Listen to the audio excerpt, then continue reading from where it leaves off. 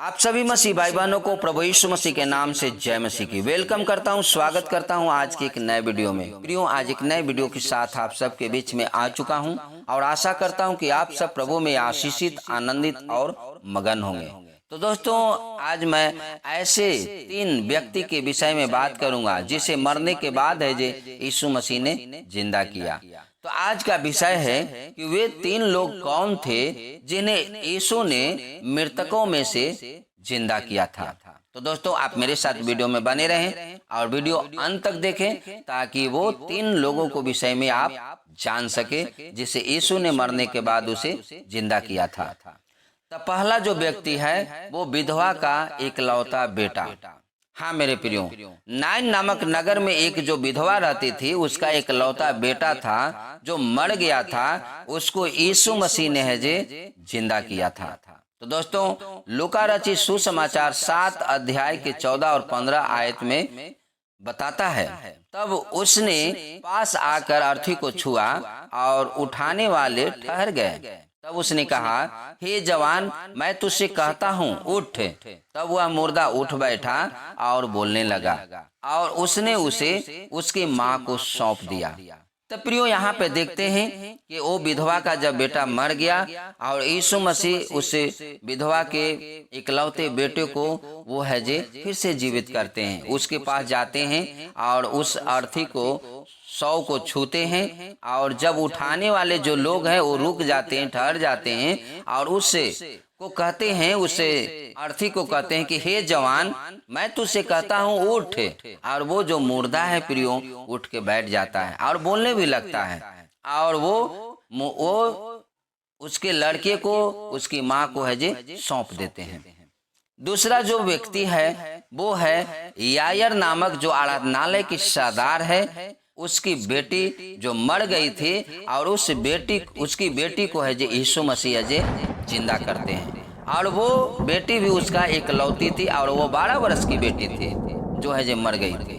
तो वहाँ हम देखते हैं कि यीशु मसीह उसके घर को जाते हैं और जा करके उसके बेटी को है जे जीवित करते हैं। तो लूका रचित सुसमाचार 8 अध्याय के 52 से 55 आयत तक पढ़ेंगे तो वहाँ वचन बताती है, और सब उसके लिए रो पीट रहे थे, परंतु उसने कहा, रोवो मत, वह मरी नहीं परंतु सो रही है।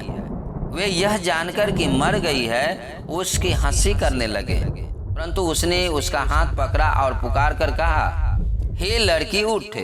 तब उसके प्राण फिर आए और वह तुरंत उठी। फिर उसने आज्ञा दी कि उसे कुछ खाने को दिया जाए। तो दोस्तों, यहाँ देखते हैं कि यीशु मसीह उस आराधनालय के सरदार के यहाँ वो जाते हैं तो उसकी बेटी है जे मरी हुई है, लेकिन यीशु मसीह वहाँ लोगों को रोते हुए और पीटते हुए देखते हैं। तो वहाँ कहते हैं कि ये लड़की मरी नहीं है, सो रही है। इस बातों को लोग सुन करके वो लोग हंसने लगते हैं और यीशु मसीह जे उस लड़की के हाथ को पकड़ते हैं और पकड़ के कहते हैं कि हे लड़की उठ, और वो लड़की के अंदर प्राण आ जाता है और वो लड़की तुरंत उठ के बैठ जाती है। और यीशु मसीह जे उनकी माता पिता को आज्ञा देते हैं कि इसे खाने को कुछ दीजिए। तो दोस्तों, ये दूसरा है जे लड़की को है जे यीशु मसीह जे मरने के बाद जिंदा करते हैं। और तीसरा जो व्यक्ति है वो मार्था और मरियम का दुलारा और प्यारा भाई लाजर, जिसको यीशु मसीह भी प्यार करते हैं, उससे बहुत प्रेम रखते हैं। और उसको है जे 4 दिन मरा हुआ हो जाता है और वो कब्र में रखा हुआ रहता है, कब्र में गाड़ा गया रहता है। और यीशु मसीह जब उसके नगर में जाते हैं और जब उनकी बहन मार्था इस बातों को सुनते हैं कि प्रभु यीशु मसीह है जे आए हुए हैं, वो दौड़ी दौड़ी जाती है और जब वो जाते हैं सारा कहानी को बताते हैं कि इस तरह से है जे मेरे भाई का है जे मौत हो गया और उसको है जे कब्र में रखें। वो कहते हैं जाओ अपने बहन मरियम को बुला के लेके आओ। और जब मरियम सुनती हैं तो वो भी दौड़ी दौड़ी आती हैं और आके प्रभु के चरणों में गिरती हैं और कहती हैं कि खास प्रभु, आप उस समय आते तो मेरा भाई है जे आज जीवित रहता। प्रियो, वहाँ यीशु मसीह कहते हैं कि क्या तुम नहीं जानते कि पुनर्स्थान और जीवन मैं ही हूँ।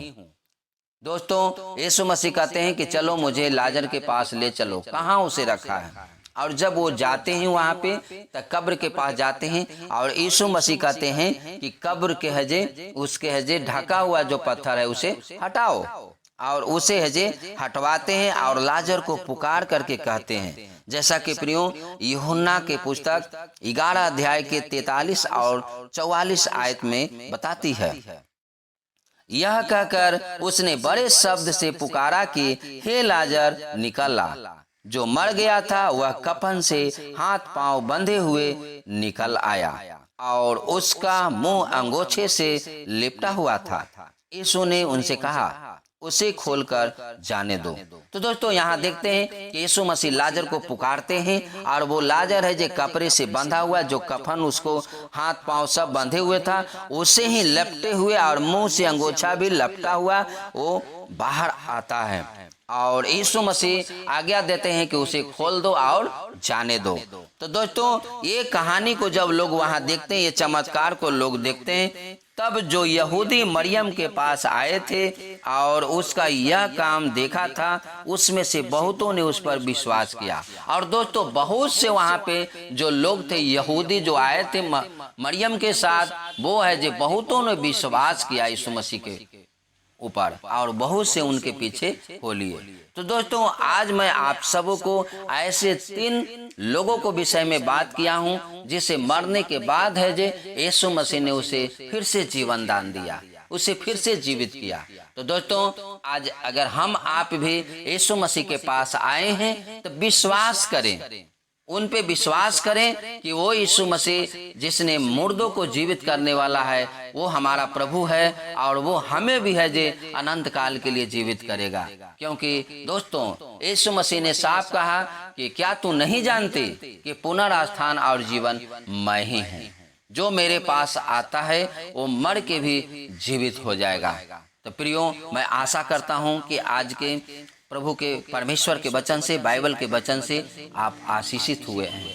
अगर वीडियो अच्छा लगा तो वीडियो को लाइक कर दें। अगर आप चैनल पे नए हैं तो चैनल को सब्सक्राइब करके बेल आइकन ऑल को ज़रूर दबा दें, ताकि अगले वीडियो इसी तरह से जब भी नया डालूं आप तक आसानी से पहुंच सके। तो दोस्तों आप अपना ख्याल रखें, मिलते हैं एक नए वीडियो के साथ। तब तक आप सबको जय मसीह की। God bless you.